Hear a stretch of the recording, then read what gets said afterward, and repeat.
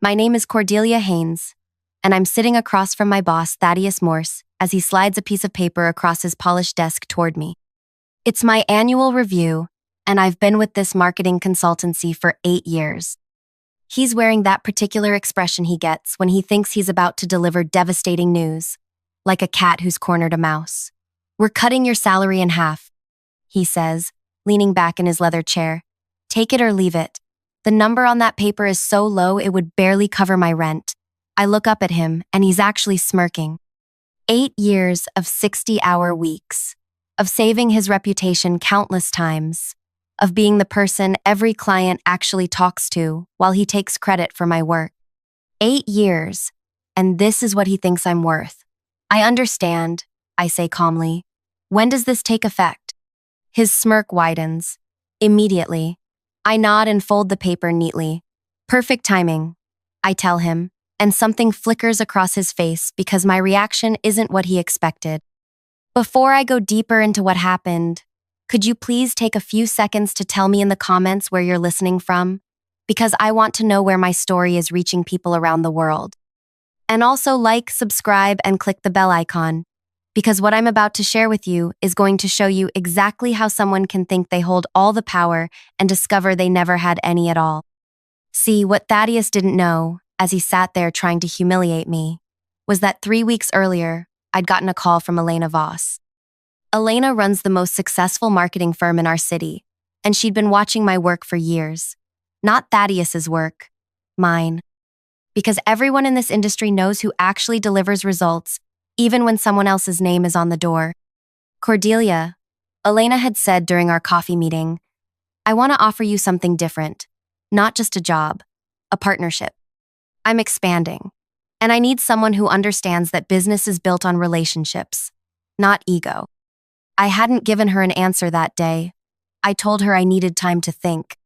But sitting there watching Thaddeus destroy 8 years of loyalty with a single piece of paper, Elena's offer suddenly felt like the universe aligning perfectly.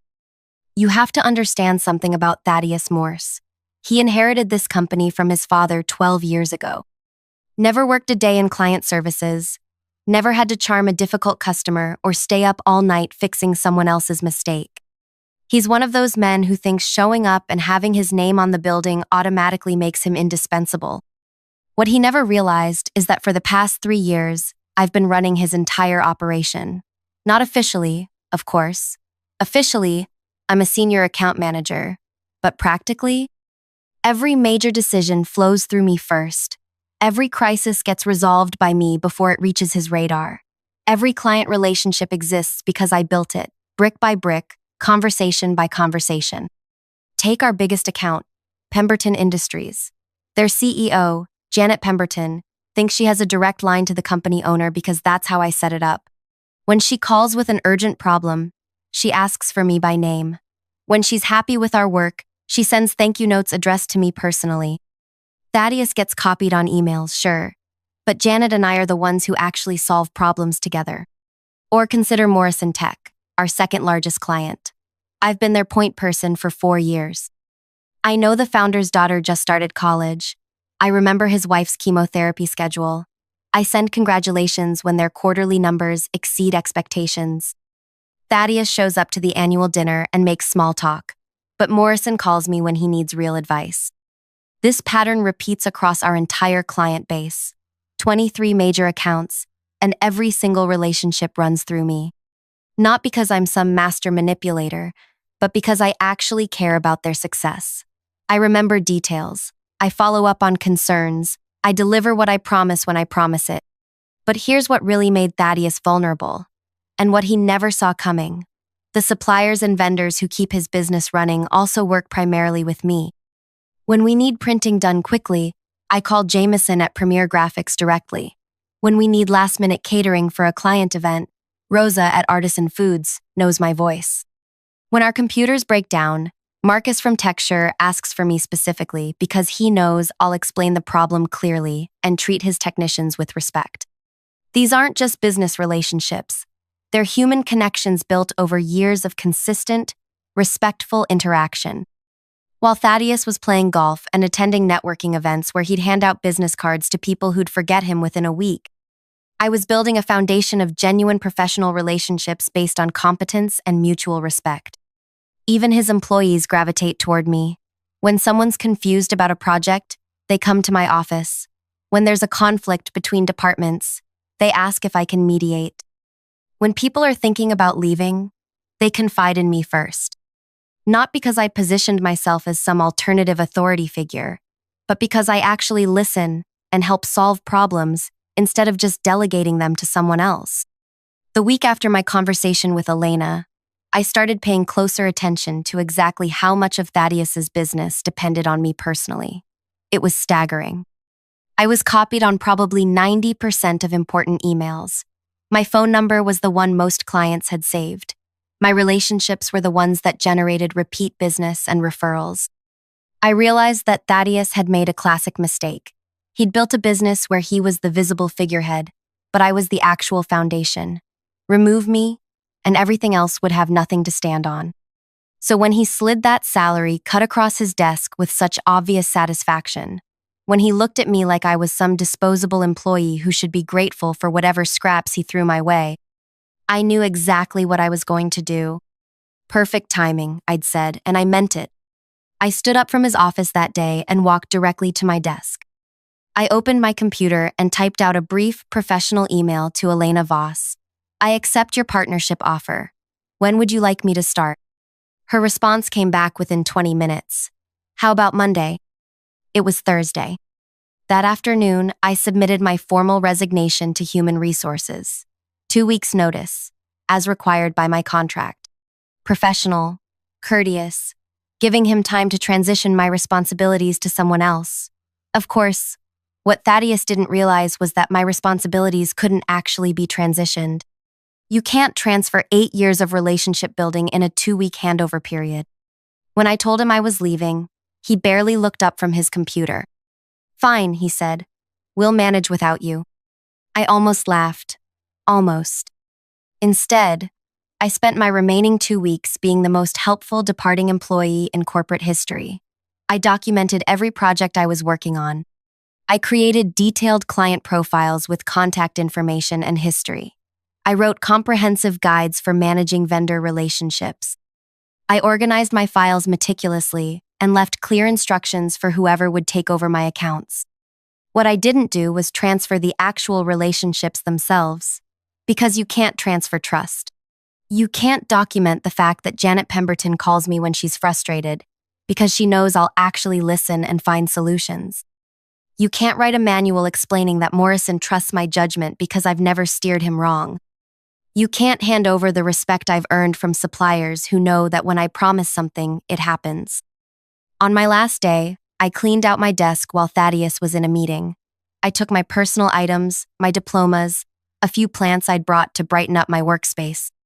I left behind all the company property, all the client files, all the business records.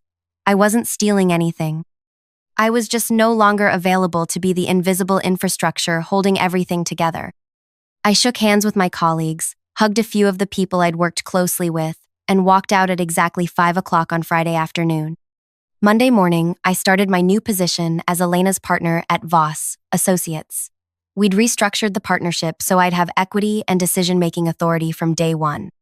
My new office had windows that actually opened, a coffee machine that worked, and a partner who valued competence over ego. By Tuesday, my old phone number was disconnected, forwarded to a generic company voicemail. By Wednesday, things at Thaddeus's company started getting interesting. Janet Pemberton called the main office looking for me. The receptionist transferred her to Thaddeus, who had no idea why she was calling or what project she was referring to. Janet hung up confused and called Morrison Tech's CEO to ask if he knew what was going on. Morrison called the office Thursday morning with a question about an upcoming campaign launch. Thaddeus took the call personally, trying to sound knowledgeable, but it became obvious within 5 minutes that he didn't understand the details of his own company's project. Morrison asked to speak with someone who was actually familiar with his account. There wasn't anyone. By Friday of that first week, 3 more major clients had called with questions or concerns and received similarly unhelpful responses. 2 vendors called about late payments that I would normally have processed. The IT support company showed up for a scheduled maintenance visit, that Thaddeus had forgotten was happening. I know all this because people started calling me directly, not to complain about Thaddeus exactly, but to ask if I knew what was happening. Janet Pemberton tracked down my new number through a mutual contact and called to congratulate me on my new position. During that conversation, she mentioned how strange it was that my old company suddenly seemed so disorganized. "It's like they forgot how to do business," she said. "Nobody there seems to know what's going on anymore." I listened sympathetically but didn't offer any explanations. What was I supposed to say? That Thaddeus had spent 8 years taking credit for work he couldn't actually do himself? The second week was when the real problems started. One of their biggest suppliers, the printing company I'd worked with for years, called about an overdue payment. Thaddeus apparently got defensive and rude, suggesting they should be more patient about money. Jameson, the owner, called me that afternoon. "Cordelia, I don't know what's happening over there, but that's not how we're used to being treated. If this is how they want to do business going forward, we might need to reconsider our relationship." I maintained my professional boundaries. "That sounds like a conversation you should have with them directly, Jameson. I'm not involved with their business anymore." But of course, I also mentioned that my new company was looking for a reliable printing partner, and would he be interested in discussing a potential partnership? This is where people sometimes misunderstand what happened next. I didn't sabotage Thaddeus's business. I didn't steal his clients or badmouth his company. I simply started building relationships in my new role the same way I'd always built relationships, by being competent, reliable, and genuinely helpful. When Janet Pemberton mentioned she was frustrated with the lack of communication from her current marketing firm, I listened. When she asked if my new company might be interested in discussing her account, I said we'd be happy to have that conversation. When Morrison Tech's CEO called to congratulate me on my new venture and asked about our capabilities, I was honest about what we could offer. Within 3 weeks of leaving Thaddeus's company, Elena and I had secured meetings with 4 of his former clients. Not because I recruited them away, but because they sought us out after becoming increasingly frustrated with the service they were receiving. The beautiful thing about building genuine relationships is that people remember how you made them feel. When they're getting poor service from one provider, they naturally think about someone who consistently provided good service. It's not corporate espionage or unethical competition. It's just basic human nature. By the end of my first month at Voss Associates, we'd signed 3 new major accounts. All of them happened to be companies I'd worked with previously, companies that had grown frustrated with their current marketing firm's inability to provide the level of service they'd grown accustomed to. The tipping point came when Morrison Tech made the switch. Their CEO called Thaddeus personally to explain that they'd be moving their account to a firm that better understood their needs. Thaddeus apparently became belligerent, accusing Morrison of being influenced by a former employee. Morrison called me that afternoon laughing. "Cordelia, that man just proved exactly why we made the right decision. He spent 10 minutes yelling at me about employee loyalty and competitive ethics, but he couldn't answer a single question about our actual business needs. It's like he never understood what we do or why we hired his company in the first place." That's when I realized what was really happening. Thaddeus hadn't just lost me as an employee. He'd lost the person who translated between his ego and the actual requirements of running a business. Without me there to bridge that gap, clients were getting unfiltered exposure to his incompetence. The stories started reaching me through industry contacts, how Thaddeus had forgotten about a major presentation and tried to wing it with outdated information. How he'd promised deliverables that his remaining staff couldn't possibly complete because they didn't have the client relationships necessary to gather requirements. How he'd mishandled a crisis situation that I would have resolved with a few phone calls. Each failure made my former clients more appreciative of the service they were now receiving from Elena and me. Each conversation with Thaddeus reminded them why they'd actually valued working with his company when I was there to make everything run smoothly. 6 weeks after I left, I ran into one of my former colleagues at a coffee shop. She looked exhausted. "Cordelia, it's chaos over there," she said. "Thaddeus keeps asking us to handle things you used to do, but none of us know how. Half the vendors won't return our calls. Clients are constantly asking where you went. And Thaddeus just keeps saying, we need to figure it out because business has to continue." I felt genuinely sorry for her and the other employees who were dealing with the fallout of Thaddeus's mismanagement. They were good people caught in an impossible situation. "Are you looking for other opportunities?" I asked. "Everyone is," she said. "But Thaddeus has started making threats about non-compete clauses and legal action if anyone else leaves."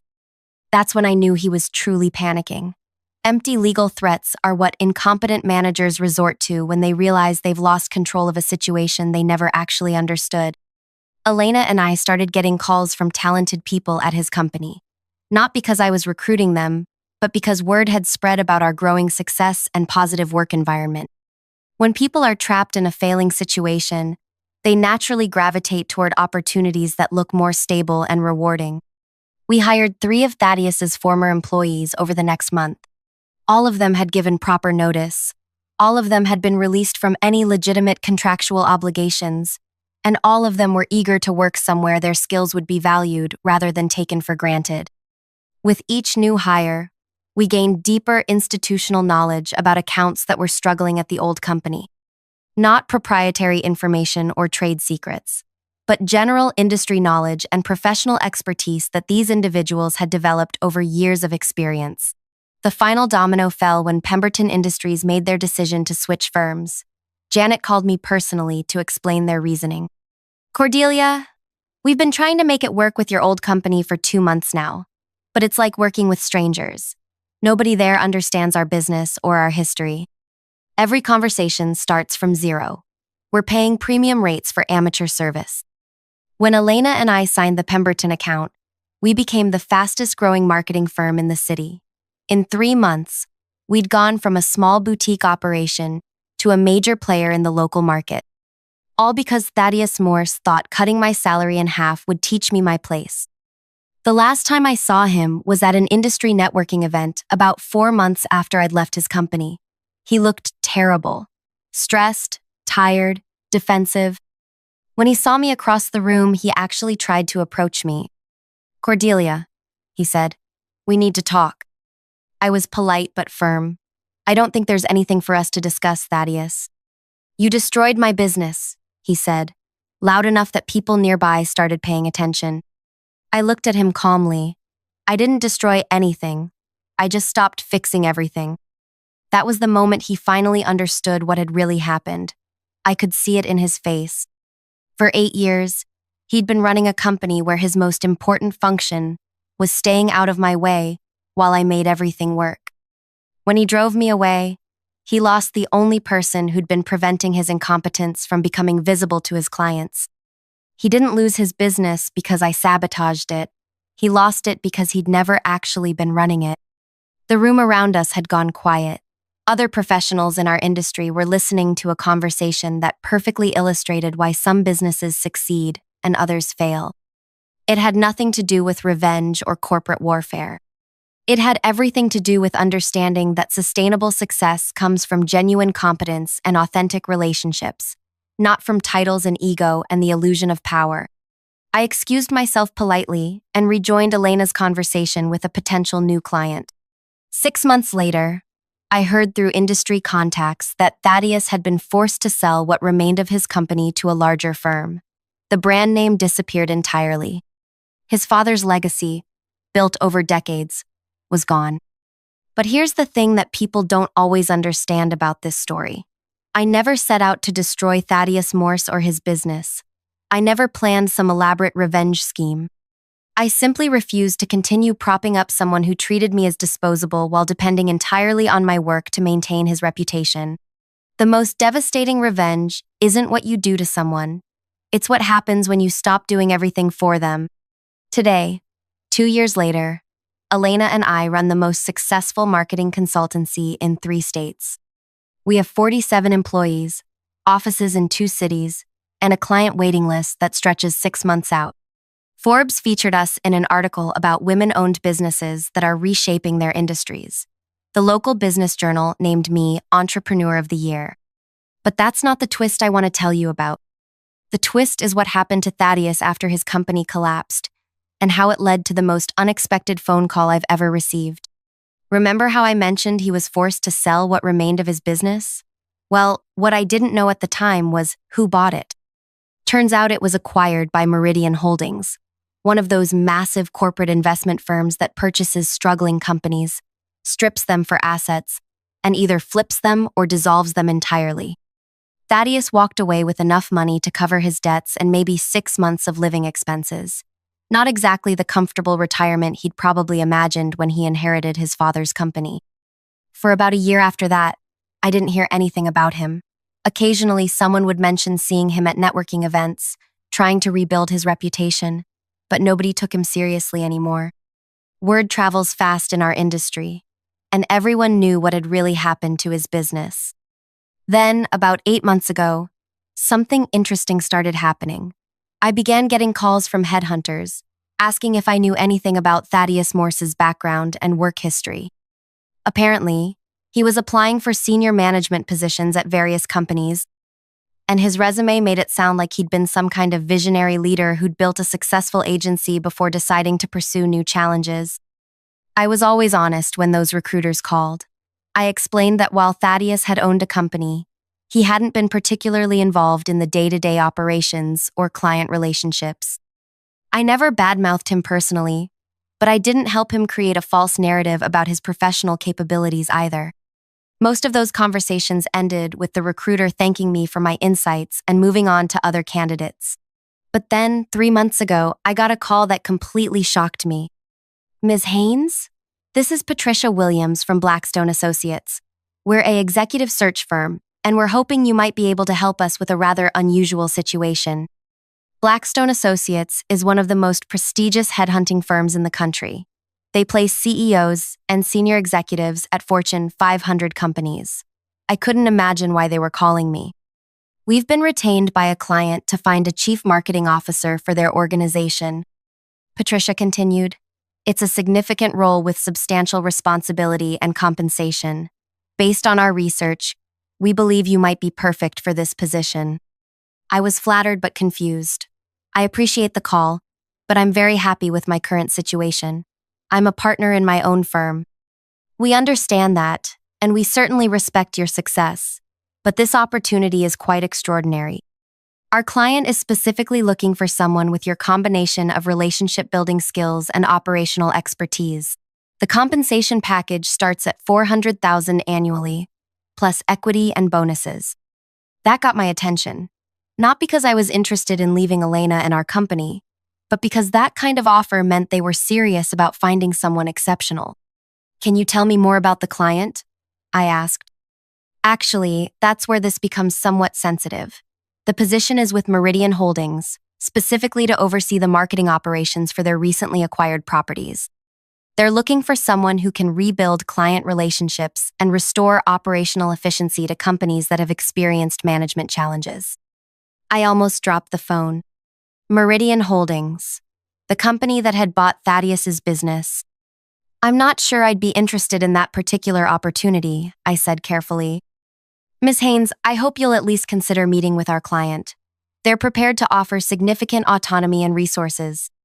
And frankly, they specifically requested you by name after researching your background and reputation in the industry." That evening, I talked it over with Elena. The whole situation felt surreal. "They want you to clean up corporate acquisitions that failed due to poor management," Elena said. "That's actually a fascinating role. You'd essentially be doing what you did for Thaddeus, but for multiple companies and with proper recognition and compensation. But working for the company that bought his business? Doesn't that seem weird?" "Cordelia, you didn't cause his business to fail. You just stopped preventing it from failing.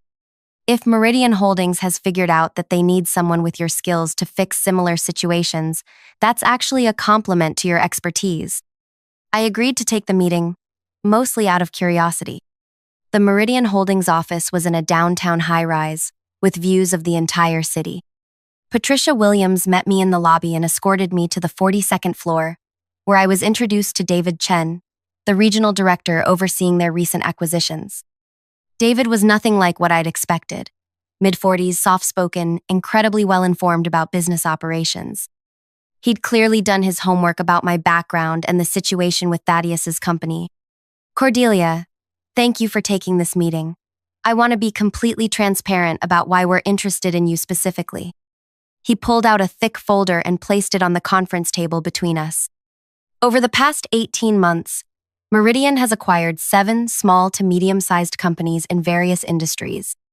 All of them were failing when we purchased them, and all of them had similar patterns of dysfunction: talented employees being undervalued by ego-driven management, strong client relationships being neglected or mismanaged, operational expertise being overlooked in favor of surface-level leadership. He opened the folder and showed me detailed analyses of each acquisition. In every case, we discovered that the company's actual value existed in the relationships and expertise of mid-level employees who weren't being properly utilized or compensated.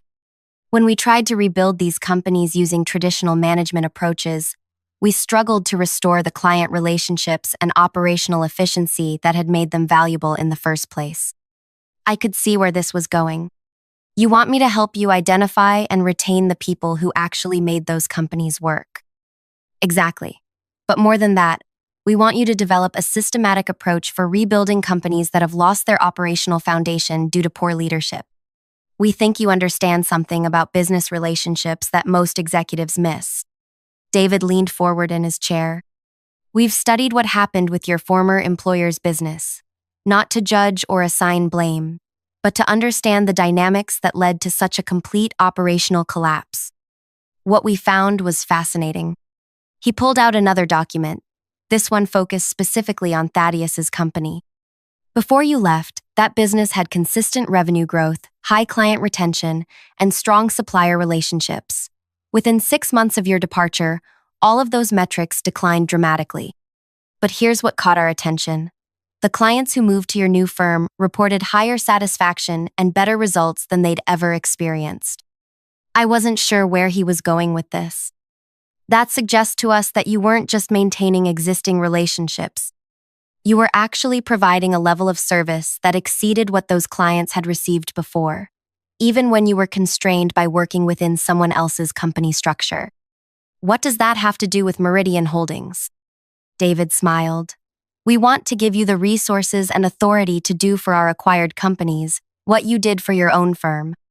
Identify the real talent, rebuild the authentic relationships, and create sustainable operations based on competence rather than hierarchy. The offer was even more substantial than Patricia had indicated.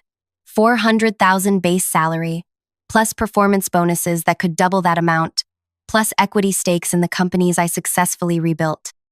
I would have a team of analysts and operational specialists. I would report directly to David with complete autonomy over hiring, firing, and strategic decisions for the marketing operations of all acquired properties. But the most interesting part of the offer was what David said next. There's one more thing, Cordelia. We have a particular situation that we think might interest you personally. He pulled out a final document. 3 weeks ago, we acquired another struggling marketing firm. The owner had been trying to rebuild his reputation after his previous company failed, but he'd made similar management mistakes. Talented employees leaving, client relationships deteriorating, operational dysfunction. My heart started beating faster. The owner's name is Thaddeus Morse. I stared at David in complete shock. You bought Thaddeus's new company? Actually, he never owned it. He was hired as the general manager for a group of investors who thought his experience running a previous agency would be valuable. When that arrangement failed, the investors reached out to us about acquiring the assets and rebuilding the operation. David opened the document to show me financial reports and operational assessments. The company has good bones, solid client base, talented staff, decent infrastructure, but it's suffering from the same leadership problems that destroyed his previous business. The staff doesn't trust management, clients are frustrated with inconsistent service, and nobody seems to understand how to coordinate the various moving parts. I couldn't believe what I was hearing. You want me to take over the company where Thaddeus works? We want you to rebuild it properly. What happens to Mr. Morse would be entirely your decision as the operational director. You'd have complete authority over staffing and management structure. The irony was so perfect it almost felt fictional. Here was the universe offering me the chance to become Thaddeus's boss, to have complete control over his professional future, to decide whether he stayed or went. It was the ultimate revenge fantasy, handed to me on a silver platter. And that's when I realized something important about myself. I didn't want it. Not because I wasn't angry about how he'd treated me. Not because I thought he deserved some kind of professional redemption. But because taking that role would mean spending my time and energy fixing problems created by someone else's incompetence, instead of continuing to build something positive with Elena. David, I'm incredibly flattered by this offer. The compensation is generous, the role is challenging, and I can see how it would be professionally rewarding. I paused to gather my thoughts. But I've spent 8 years of my career propping up someone else's ego and cleaning up messes I didn't create. I'm not interested in doing that again, even with better pay and recognition. David looked disappointed, but not surprised. I understand completely. We had to make the offer, because you're exactly the kind of leader we need. But we respect your decision to focus on your own company's growth. As I was leaving the building, Patricia walked me to the elevator. Can I ask you something off the record? She said. Sure. When David told you about the Thaddeus Morse situation, I saw your expression change. Was there some personal history there that made the offer less appealing? I thought about that question as the elevator descended 42 floors. Actually, it was the opposite, I told her. The personal history made me realize that the best revenge isn't getting power over someone who wronged you. It's building something so successful that their opinion of you becomes completely irrelevant. 6 months later, Elena and I opened our third office. We now employ 63 people, including 12 former employees of various companies that Meridian Holdings has acquired and rebuilt. Our client base includes Fortune 500 companies, and we've been approached by 3 different investment firms about expansion opportunities. Last month, I got an invitation to speak at the National Marketing Association's annual conference about sustainable business growth and authentic leadership. The keynote address, to an audience of 1,500 industry professionals. Thaddeus will probably be in that audience. He still attends industry events, still tries to network his way into new opportunities. If he is there, he'll watch me receive recognition for the expertise he never bothered to acknowledge when he had the chance. But here's what I've learned about real success. It's not about proving anything to people who undervalued you. It's about building something so substantial and meaningful that their recognition becomes unnecessary. The best revenge isn't destroying someone who wronged you. It's becoming so successful that you forget they exist. And when you do remember them, you realize that their ability to hurt you disappeared the moment you stopped needing their approval. That salary cut Thaddeus gave me 2 years ago was supposed to teach me my place. Instead, it taught me my worth. If this story resonated with you, please share it with someone who needs to hear it. Leave a comment telling me about a time when someone underestimated you and how that experience changed your perspective on your own capabilities. And if you're currently in a situation where you feel undervalued or taken for granted, remember that the most powerful thing you can do is stop making yourself smaller to accommodate someone else's insecurity. Your worth isn't determined by how other people treat you. It's determined by what you choose to build when you finally decide you deserve better. $15 million. His voice boomed across the medical billing floor like a war cry. Every conversation stopped. Every keyboard went silent. You've been stealing from our clients, billing for services that never existed, and I have the proof right here. I felt 30 faces turn toward me, their expressions shifting from curiosity to horror. My supervisor, Garrett, stood behind my chair waving a thick folder above his head like some kind of trophy. His face had turned that particular shade of red that meant he'd rehearsed this moment in his bathroom mirror. This lawsuit will ruin you completely, he continued, his voice carrying that theatrical edge he used during team meetings. Security is on their way up to escort you out permanently. You're finished in this industry. The silence stretched like a rubber band about to snap. I could hear Melody from accounting whisper something to her neighbor. Someone's chair squeaked. The copy machine hummed in the background, completely unaware that my entire world was supposedly crumbling. But here's the thing about moments like this. They reveal who you really are. I stayed seated. My fingers found their familiar rhythm against the desk surface, a steady drumbeat that seemed to echo in the sudden quiet. A smile started at the corner of my mouth, the kind that comes from knowing something nobody else does. Before we make any dramatic moves, I said, my voice cutting through his performance like a knife through butter, Maybe you'd like to see what I've been keeping safe in here. I reached for my bottom desk drawer. The change in Garrett's face was instant. All that manufactured rage drained away like water from a broken dam. His mouth opened slightly, then closed. The folder in his hands trembled just enough for me to notice. "What are you doing?" he asked, but his voice had lost all its thunder. My hand rested on the drawer handle. "Just thought you might want to know what I do in my spare time." The entire department leaned forward without realizing it. Garrett took a step back. 3 months ago, I'd been just another face in this sterile office, processing medical claims and wondering why some procedures generated such unusually high insurance payouts. Patients I'd never heard of. Treatments that seemed too expensive. And most interesting of all, my supervisor's sudden ability to afford a luxury sports car on a manager's salary. But instead of reporting him like any normal person would do, I'd done something else entirely. I'd applied for a different kind of job. The State Insurance Fraud Investigation Unit had been thrilled to have someone willing to work from the inside. Within 2 weeks, I was living a double life, processing bills during the day, feeding information to investigators at night. Every fake patient account Garrett created, every inflated procedure he approved, every dollar he thought he was stealing, I'd been tracking it all. But that wasn't even the best part. The best part was what I'd been doing with his money. Each time Garrett siphoned funds from those insurance overpayments, each time he thought he was building his secret fortune, I'd been making sure those exact amounts ended up somewhere he'd never expect. A victim compensation fund managed by the state. He'd been working overtime, staying late,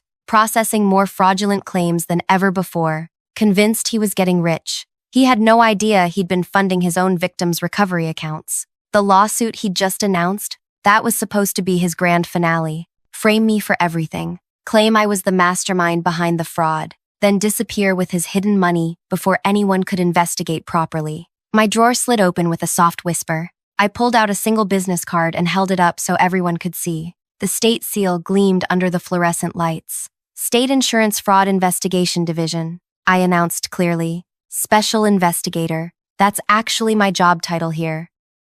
Garrett's knees buckled slightly. He grabbed the edge of my desk to steady himself. Every transaction you've processed in the last 90 days has been monitored and reversed, I continued, standing up slowly. That $700,000 you think you've stolen? It's been sitting in a state-controlled account, earning interest for the people you hurt. The office remained frozen in absolute silence. "Oh, and that beautiful new car you bought last month?" I smiled wider. "Purchased with state funds as part of our investigation. We own it now." His hands started shaking. "But here's my absolute favorite part," I said, savoring every word like fine wine. "Remember all those extra hours you put in? All those weekends you spent here, staying late to process those high-value fake claims? You were so dedicated, so thorough." I paused, letting the weight of my words sink in. "You built the most complete fraud case our department has ever assembled. Against yourself." 2 people in plain clothes stepped off the elevator. They'd been waiting in the lobby all morning. One of them held up a badge. "The warrant was signed at 9 this morning," he announced. "All accounts frozen. All assets seized." As they began reading Garrett his rights, I gathered my personal items from the desk. My actual supervisor from the fraud division appeared beside me. Someone Garrett had never met. "Outstanding work," she said quietly. "He generated enough material to put himself away for 20 years. The insurance companies are calling this the cleanest operation they've ever witnessed." I looked back at Garrett one more time. He was staring at the handcuffs, finally understanding that every single move he'd made had been planned by me. "The beautiful irony?" I called out as they led him toward the elevator. "You actually were stealing $15 million.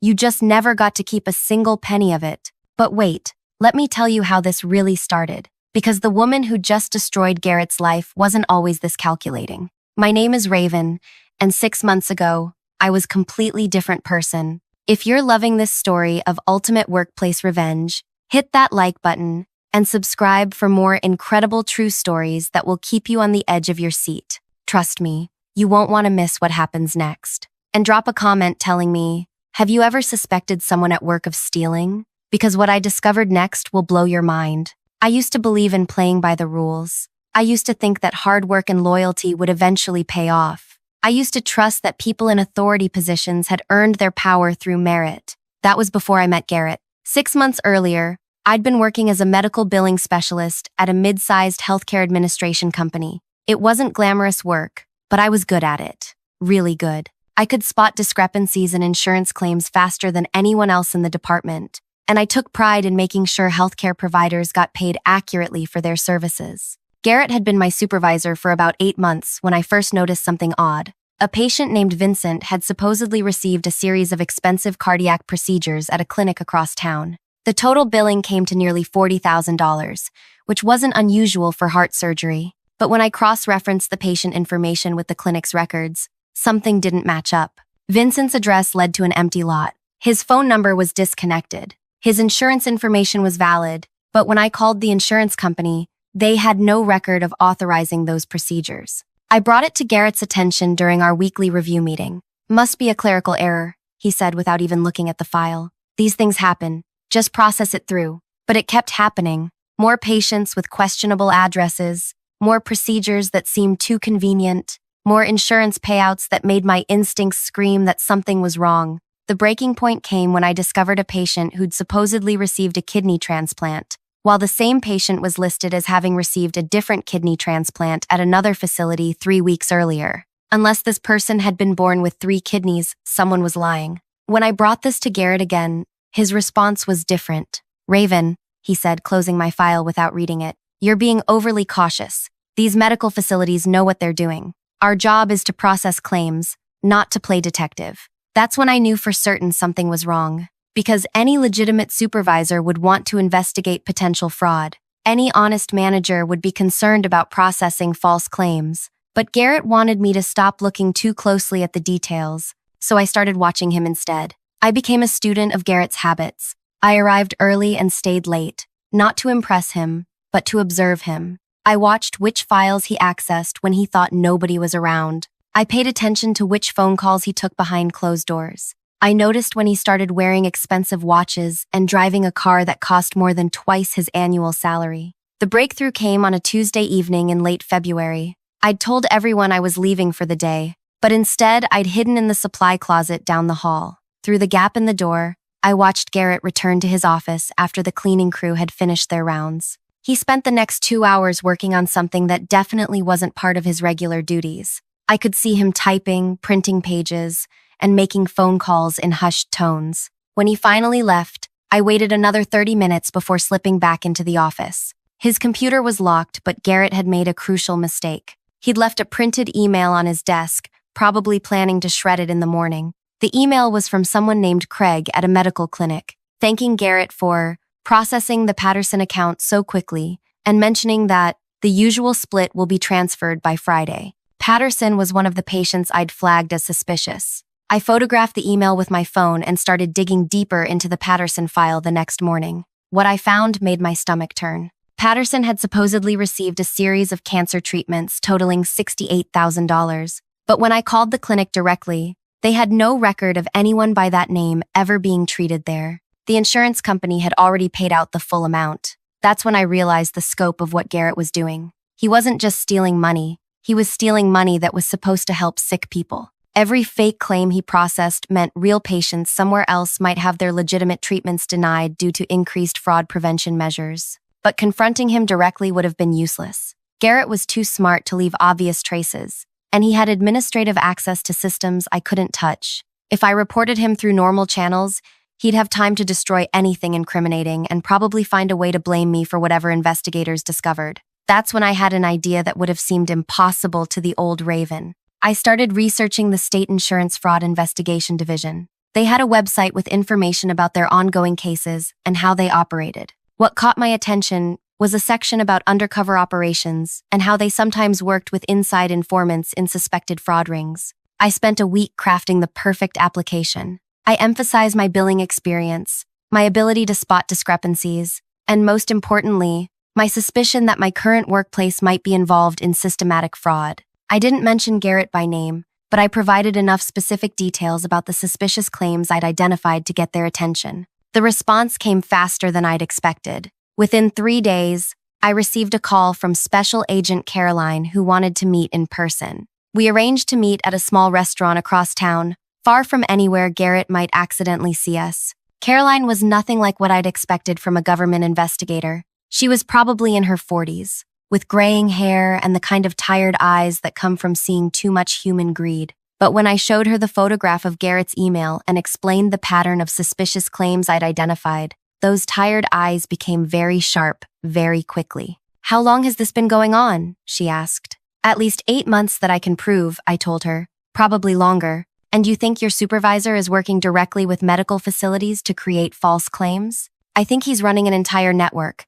The amounts are too large and too coordinated for him to be working alone." Caroline studied the information I'd brought for nearly 20 minutes without speaking. Finally, she looked up at me with an expression I couldn't quite read. "We've been investigating reports of organized medical billing fraud in your area for over a year," she said, "but we've never had someone on the inside before. If you're willing to work with us, we might be able to build a case that shuts down the entire operation." "What would that involve?" "You'd continue working at your current job, but everything you do would be coordinated with our investigation. We'd provide you with specialized software to track transactions, and you'd report directly to me. But Raven, you need to understand, this isn't a game. If your supervisor realizes what you're doing, it could be dangerous." I thought about all the sick people whose legitimate claims might have been delayed or denied because of Garrett's fraud. I thought about the insurance companies who'd been paying out money for treatments that never happened. I thought about how Garrett had looked me in the eye and told me to stop asking questions about obvious fraud. "When do I start?" Caroline smiled for the first time since we'd met. "You already have."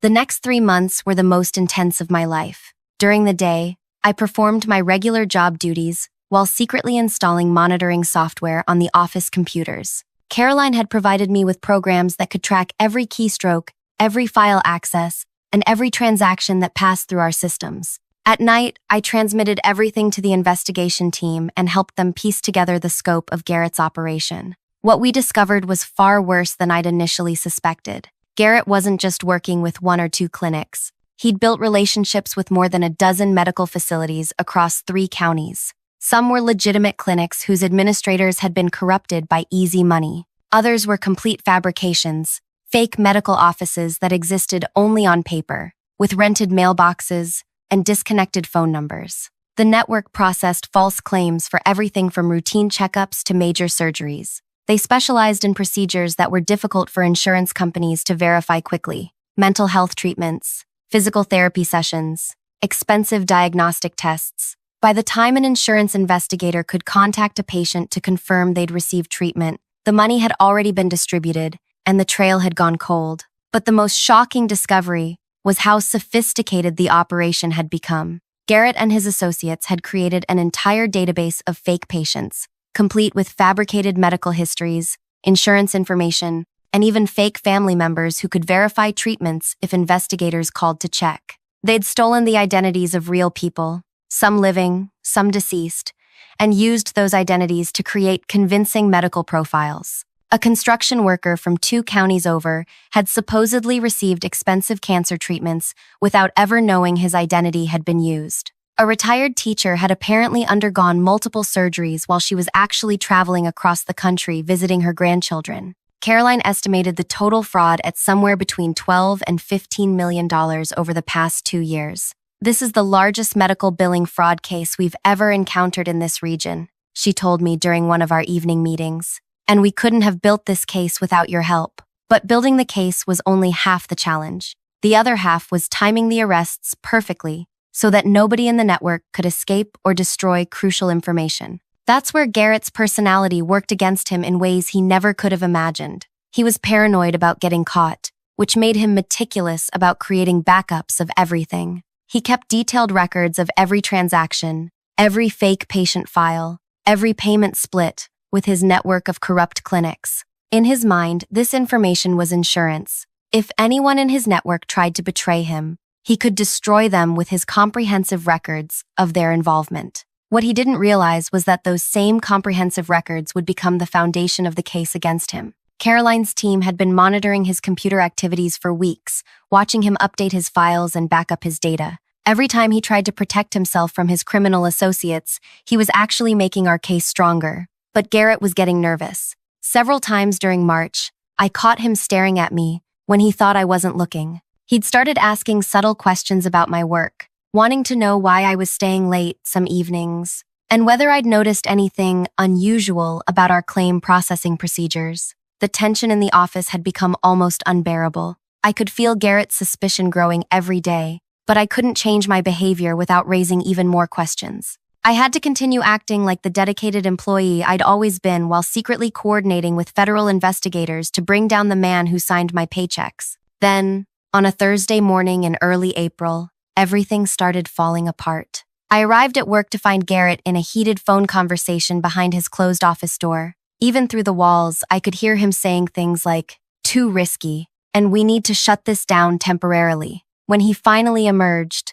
his face was pale, and he was sweating despite the office air conditioning. "Raven," he said, his voice unnaturally casual, "I need you to pull all the files for patients whose last names start with M through R. There's been some kind of system glitch, and we need to verify that all the information was processed correctly." This was a lie. There had been no system glitch, and asking me to pull files alphabetically made no sense for any legitimate verification process. But those files included most of the fake patients I'd been tracking for Caroline's investigation. Garrett was trying to determine how much I knew. I spent the entire day walking a tightrope, pulling the requested files while trying to act like I hadn't noticed the pattern of false information they contained. Every time Garrett walked past my desk, I could feel him watching me, looking for any sign that I understood what I was handling. That evening, I met Caroline at our usual restaurant, but this time she wasn't alone. 2 other agents sat at our table, and their expressions were grim.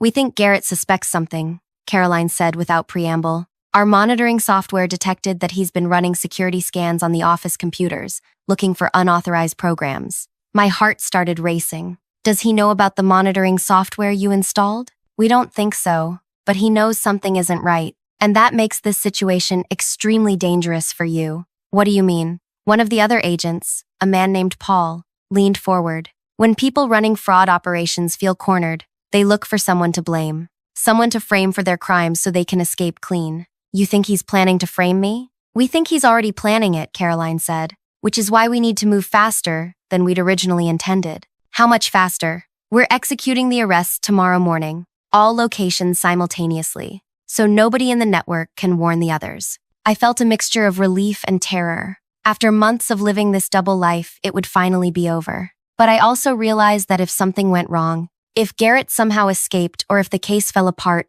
my life would be ruined. "There's one more thing," Caroline said, her voice softer now. "We've been monitoring Garrett's communications, and we know he's planning to make some kind of move against you tomorrow. We don't know exactly what, but our technical team intercepted fragments of emails mentioning your name and phrases like taking the fall and lawsuit. He's going to try to frame me for everything? That's our assessment. Which is why tomorrow morning, instead of conducting a normal arrest, we're going to let Garrett make his move first. We want to catch him in the act of trying to frame you for his crimes." Paul pulled out a small device that looked like a hearing aid. "You'll wear this tomorrow. It's a transmitter that will broadcast everything happening around you directly to our surveillance team. We'll have agents positioned throughout your building, and the moment Garrett tries to frame you, we'll move in." I stared at the tiny device, realizing that my life was about to change in ways I couldn't even imagine. What if something goes wrong? What if he actually convinces everyone that I'm the one who's been stealing? Caroline reached across the table and squeezed my hand.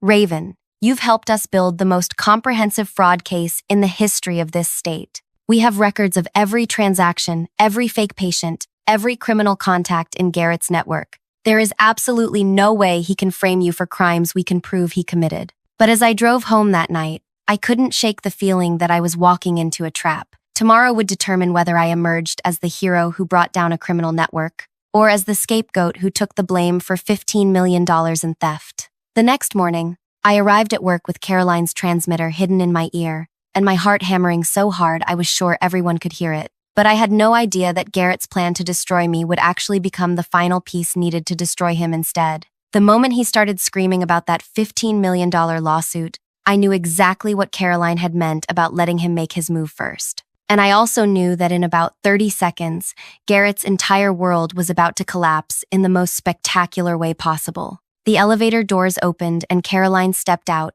followed by Paul and 3 other agents I'd never seen before. But Caroline wasn't wearing the casual clothes I was used to seeing her in. She was dressed in a formal business suit with a badge prominently displayed on her jacket. "Good morning, everyone," she announced to the entire office. "I'm Special Agent Caroline Morrison with the State Insurance Fraud Investigation Division. We're here to execute several warrants related to an ongoing investigation." Garrett's face went through a series of transformations that would have been funny if the situation weren't so serious. First confusion, then recognition as he realized who Caroline was, then absolute terror as he understood what was happening. "Wait," he stammered, still holding the folder he'd been waving around minutes earlier. "There's been some mistake. I'm the one who discovered the fraud. Raven is the one you want. I have proof right here that she's been stealing millions." Paul stepped forward and took the folder from Garrett's hands. He opened it and glanced through the papers inside, then looked up with an expression of professional amusement. "These are very interesting," he said loudly enough for everyone to hear. "These appear to be fabricated documents designed to implicate Miss Raven in crimes that our investigation has determined were committed by you, Mr. Garrett." "That's impossible," Garrett protested. "I've been tracking her activities for months. She's been processing fake claims, working with corrupt medical facilities, stealing money from insurance companies." Caroline walked over to stand next to my desk. "Mr. Garrett, we've been monitoring every computer in this office for the past 3 months. We have complete records of every transaction, every file access, every communication. Would you like to know what our investigation revealed?" The entire office was listening now. Everyone gathered around like we were performing some kind of play. Melody from accounting had actually pulled up a chair to get a better view. "We discovered that over the past 2 years, someone in this office has been running a sophisticated medical billing fraud operation," Caroline continued. "This person created fake patient accounts,